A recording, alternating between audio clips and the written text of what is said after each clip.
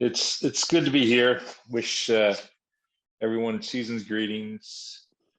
Merry Christmas, Happy Hanukkah, um, Happy Kwanzaa, and for Seinfeld fans, Happy Festivus for the rest of us. But when Lisa asked me to do this, and I looked at the date, and I realized this was normal time when Niels has in the past done his Christmas presentation, which is just, ever since I was able to see it, has just really left me in the true Christmas spirit, and he does such a great job. I felt like I was going to do my best to be a substitute, but then I found out he's doing Sunday, so I feel like I can be a great warm-up band for Niels. So no one should miss Sundays. I'm gonna start out with my mom's favorite poem of mine. It's called Scrooge's Namesake. And I wrote this, I started writing, I have 30 years of Christmas poems that I'm gonna share tonight. Well, not all of them, but I selected from it. So I've been writing Christmas poems for over 30 years. This is one of the earlier ones. It's called Scrooge's Namesake. I'm 7 years old. My name's Ebenezer. All my friends call me Scrooge, the old geezer. Yes, he was nasty, mean, greedy, and never gave to the needy.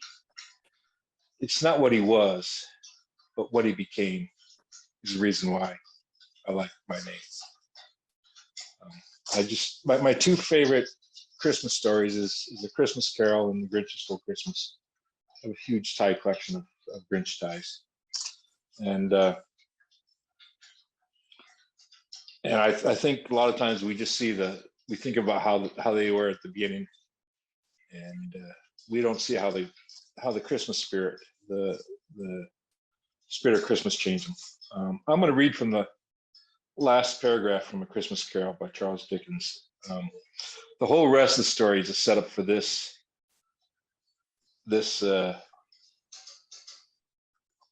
last paragraph. Scrooge was better than his word. He did it all, and infinitely more. And to Tiny Tim, who did not die, he was a second father. He became as good as friend, as good as master, as good as man, as a good old city knew, or any good old city, town, or borough in the good old world. Some people laughed to see his alteration in him, but he let them laugh, and little heeded them, for he was wise enough to know that nothing ever happened on this globe for good, in which some people did not feel laughter in the onset. And knowing that such of these would be blind anyway, he thought it was quite as well that they should wrinkle their wrinkle up their eyes and grins, and that have a melody of less attractive forms. His own heart laughed, and that was quite good enough for him. I have some poems here that come from the Christmas story from the Bible.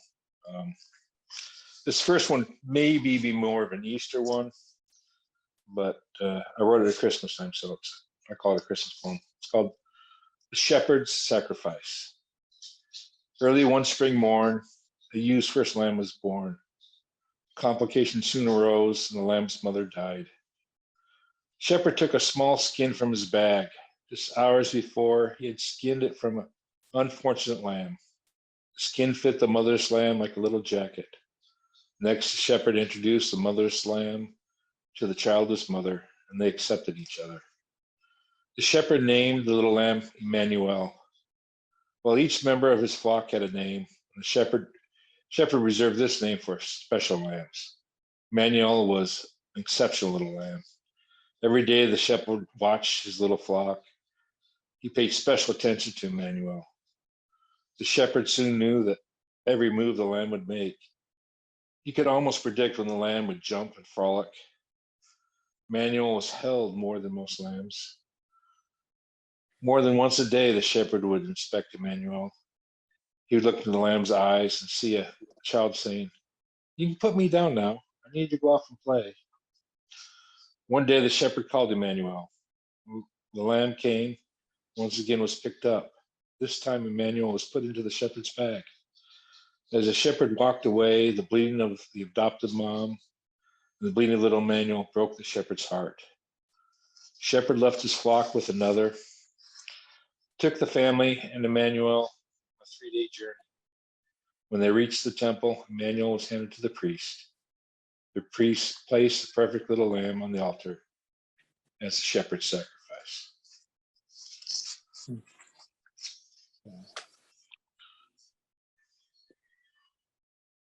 This is a new one this year. In fact, I just wrote it last night. It's called Angels Sing. As I read from Luke chapter 2, verses 8 through 14. And there was in the same country shepherds abiding in the field, keeping watch over their flock by night. And lo, the angel of the Lord came upon them. And the glory of the Lord shone round about them, and they were sore afraid. And the angel said unto them, Fear not, for behold, I bring you good tidings of great joy, which shall be to all the people. For unto you is born this day in the city of David a Savior, which is Christ the Lord. And this shall be a sign unto you. You shall find the babe wrapped in swaddling cloth, lying in a manger. And suddenly there was with the angel a multitude of heavenly hosts, praising God and saying, Glory to God in the highest, peace on earth, and on earth peace, goodwill towards men.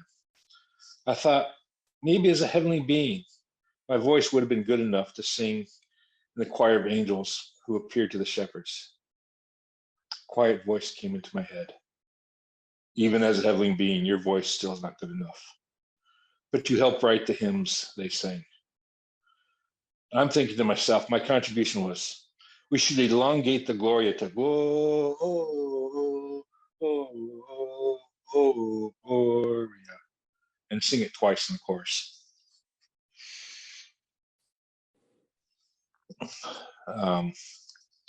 Next two poem are about Christ's birth. This is called the Christmas poem.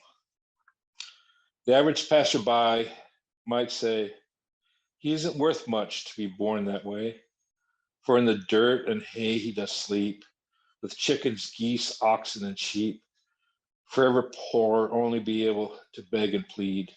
He can never give me anything I need. Still, more this person might have felt he was right. He'd seen the grown babe on the cross with thieves to his left and right. What that fool did not know whom he saw was the greatest of all, because we all do beg and plead from Christ for the one thing we all do need. Now this gift we can all receive in him if we do believe.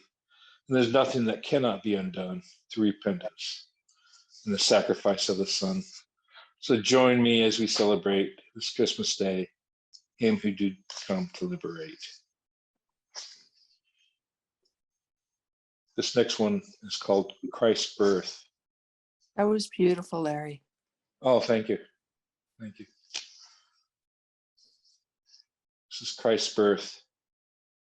In a city filled beyond capacity, a young couple, late in her first pregnancy, could find no beds to lay their heads. When it came time to give birth, they could only find a manger carved into the rock earth. No mother, sisters, or aunties there, just her husband, maybe a midwife, to give comfort and care. The birth was the miracle of miracles. All births are miracles, but this was the start of the battle over sin and death being won. This was God's Son. They cut the cord, washed him, and with salt and oil rubbed over his body to anoint him. They wrapped him in swaddling, gently rocking Mary, began quietly singing. Quieted, the babe was put in a makeshift bassinet. In the stillness, new parents started to comprehend their kismet. As they were starting to fall asleep, Mary and Joseph noticed the first visitors, leaders of sheep. These humble, hardworking folk who were adorned with simple clothes and cloaks. These shepherds knew their sheep by face and name, and their sheep, when called, they came. The shepherds heard God's call and left their worldly wealth, their all, to see the babe who, when matured, would become the good shepherd.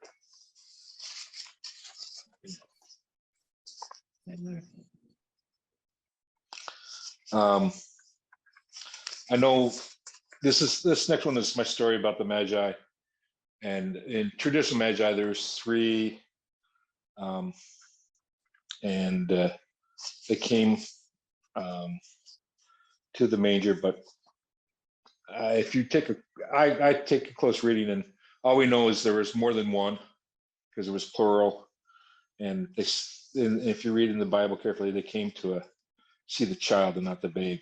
So Magi, they call themselves seekers of truth. And I picked out some names, and I'll give the meaning of these names as I read them. Called Seeker of Truth. Very night the sign appeared in the sky, Navid, bringing bearer of good news, son of Paimon, the promise or covenant keeper, son of Rahim, he who shows mercy, son of Ker, the farsighted, made his final preparations. Navid said goodbye to everyone in his small village. Each person would touch their eyes and lips, and would touch his eyes and his lips.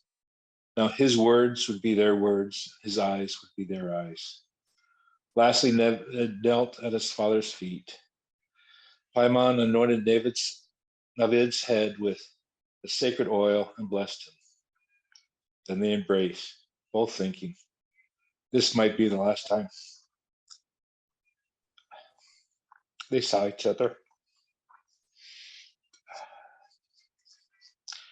As Navid was about to mount his camel, Paimon handed his son a small bag of gold, plus a small of frankincense and myrrh for a love offering. It was not much, but his poor village had sacrificed for 3 generations to accumulate this small amount. So Navid met with other seekers of truth, following the sign in the heavens. As he traveled westward, most stayed, but a few left. His journey got harder, and their faith got weaker.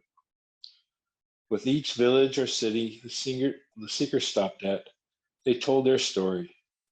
Those who believe added to the love offering or gave traveling supplies to the seekers.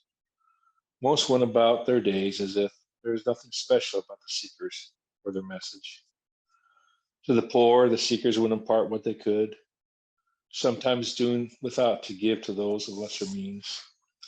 The seekers would leave a blessing of hope to anyone who would hear. As they neared the destination, they paid respect to the king of the land. The king, after conferring with his wise advisor, sent the seekers to a nearby suburb and said, when you have found the truth, come and tell me, that I too may also worship the truth.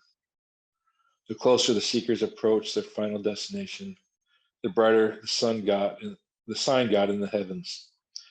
By the time they reached the little suburb, the sign could be seen that day. Soon the sign was shining over the small house. The seekers found a young child and his mother at home.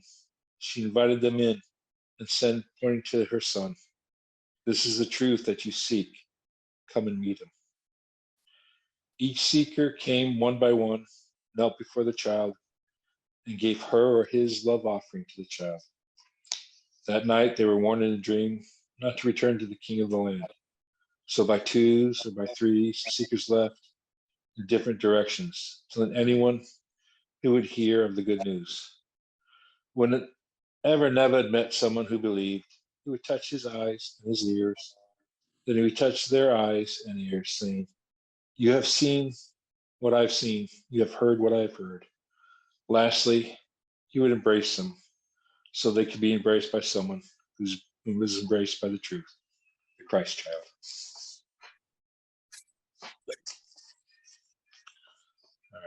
All right. On to more of celebrations of Christmas and things. Um, this first one in that genre, I wrote when I was living in Japan, probably 7 years before I met my wife. So the family in here is all made up. This is my parody of The Night Before Christmas. It's called Our First Christmas in Tokyo. 'Twas the night before Christmas, and I was far from my house. Nothing was moving. Well, maybe a mouse. I in my car and the family at home, where there's a real commotion, wondering how the big man would find us at our new location. Because living in Tokyo had given us a stout. Could someone really be that jolly and stout? There's something all of a sudden quite queer could be seen in my rearview mirror. It was weaving through traffic at a great velocity. It soon overtook me on a Suzuki. The screech of its brakes and the beep of its horn, I soon was able to recognize that strange red form. His eyes was filled with a lot of blood vessels. He was covered with soot from a big old diesel. But I'm quite sure that was good old St. Nick, that northernmost hick. He saw my surprise in the wink of his eyes, and he said with a chuckle, he thought one of the small roofs just might buckle.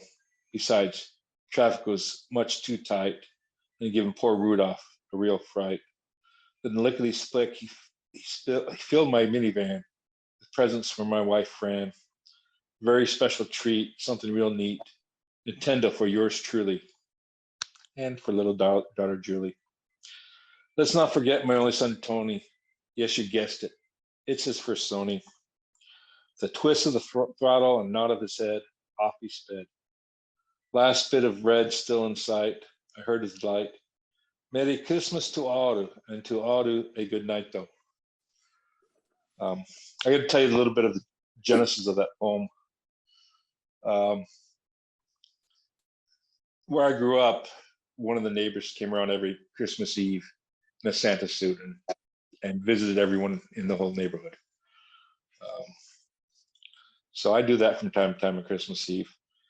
That night, Christmas Eve, I visited a few people around in Tokyo. At that time, I was driving a little motor scooter, and I thought about this.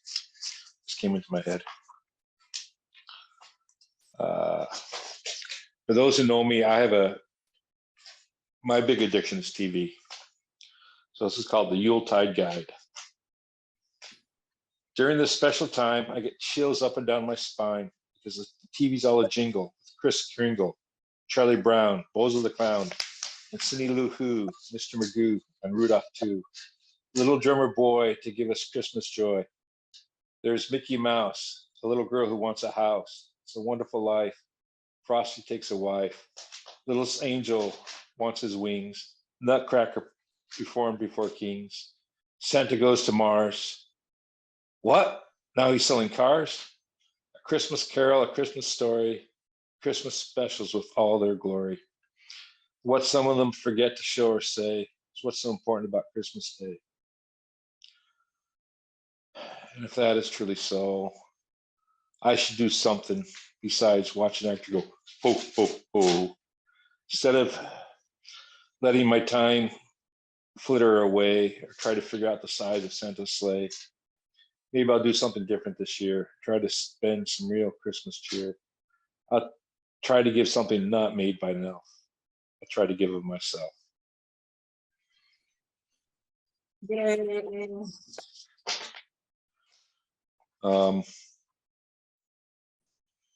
This next one is sort of along the same lines. It's short. It's called Angels in Flight.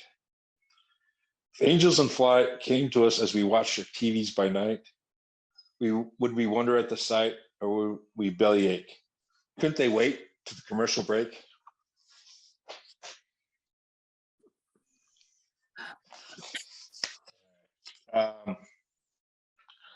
So earlier today on our family text chain, one of my sisters asked if I had a poem about balloon volleyball.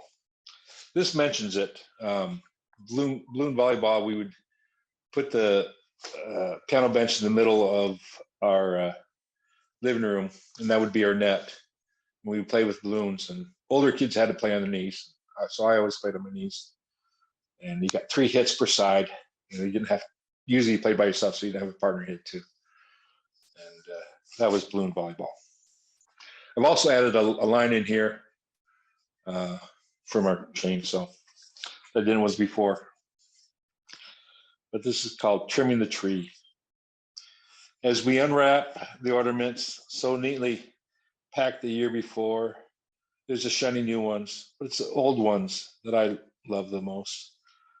For they've been with us the longest. They are filled with love of those who had made or bought these ornaments for us. They're filled with memories of Christmas past, those bygone years of trimming the tree with brothers, sisters, mom, and dad.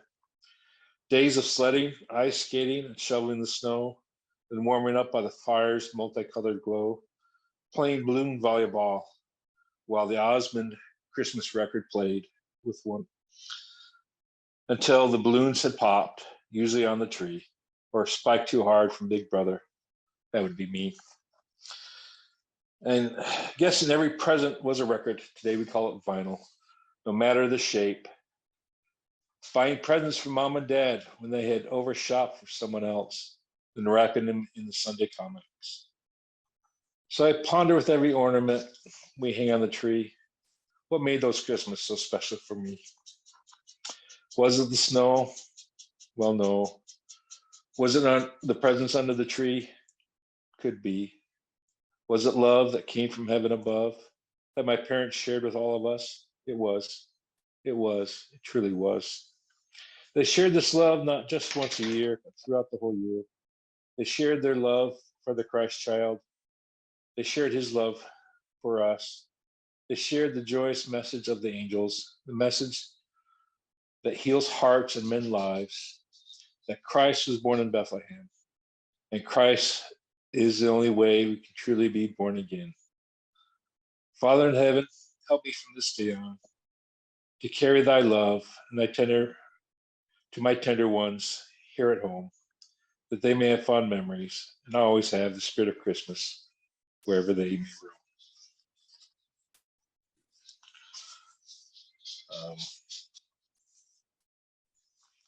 This is called Christmas Mints.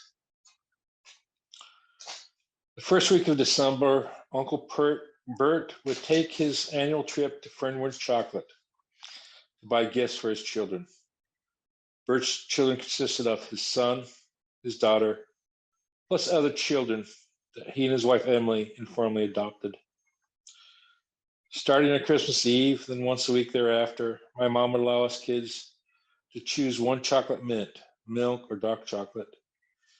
Each mint was at least twice the size of an Andes mint, or made with better chocolate.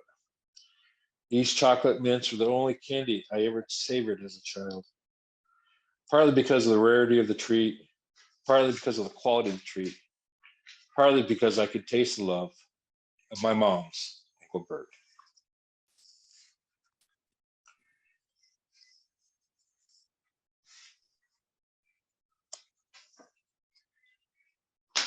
Christmas Eve. For those you don't know, I work in retail, so retail workers don't have a fondness for Christmas.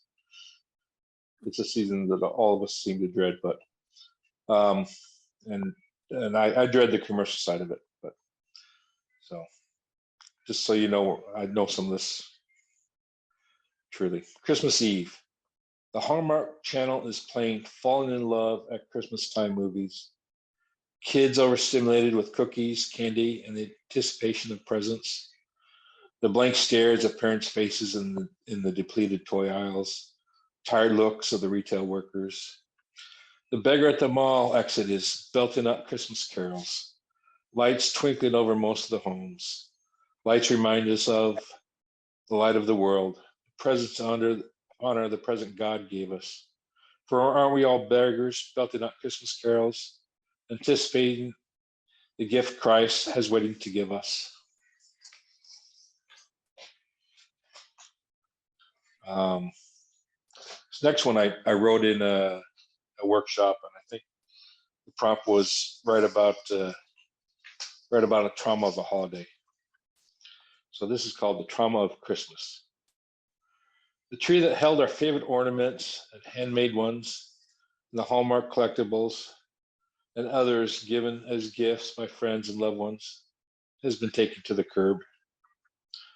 A nest of tinsel was found behind the couch, and rogue strands have been found in the pantry, in the guest bedrooms, in the garage, and on top of the fridge.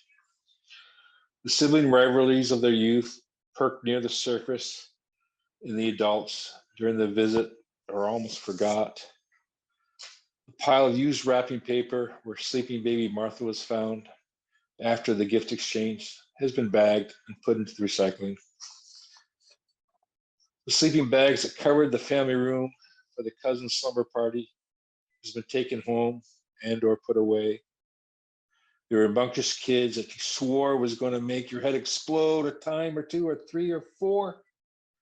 Got on the prospective airlines with their parents and flew home. The kids' movie and Christmas specials that were continuously playing have been picked up and put away for whenever the next time would be. Now the house is back to its quiet, clean, and tripping hazard-free self.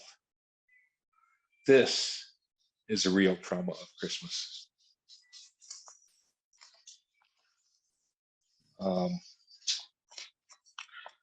And this next one, I mentioned in the last poem, baby Martha being found under, zoom back. This is the story of that line. And then I guess, are we still going to do the tradition where I do one poem at the very after the end of the open reading? Yeah. Okay. So, and that poem, I also mentioned this story. So, this is called Lost in Wrapping Paper. Just 11 days old, baby Martha, the youngest of 7, could not comprehend Christmas. She just knew food, sleep, wet diapers, and of course, she knew love. One at a time, we went around the room, opening presents from one another, some from grandma and mom's only siblings family. Each of us got a present from one of our cousins on dad's side through the great cousin present exchange. Lou was over 50 presents put all together. Wrapping paper was piled high. My older sister, home from freshman year of college, had a friend come over to meet the new baby. But where's the baby? She was here at the start of Christmas. She has not started to crawl or even roll over.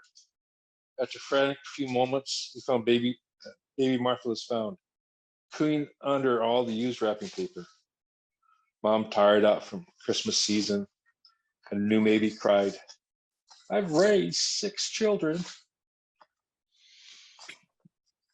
Thank you so much. Thank you.